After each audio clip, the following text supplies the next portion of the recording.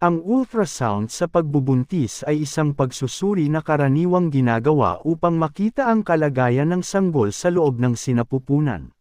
Ang 3D ultrasound ay isang uri ng ultrasound na nagbibigay ng tatlong dimensyon na larawan ng sanggol sa loob ng sinapupunan. Sa pamamagitan nito, mas mabuti nating makikita ang hitsura ng mukha, mga kamay, at mga paa ng sanggol. Ito ay nakakatulong sa mga magulang na mas maunawaan ang hitsura ng kanilang sanggol at mas magbigay ng kasiyahan sa kanila habang naghihintay sa pagdating ng kanilang anak. Ang 4D ultrasound ay nagbibigay ng mas mataas na resolusyon kaysa sa 3D ultrasound, at nagbibigay din ng tunog sa pagitan ng sanggol at mga magulang.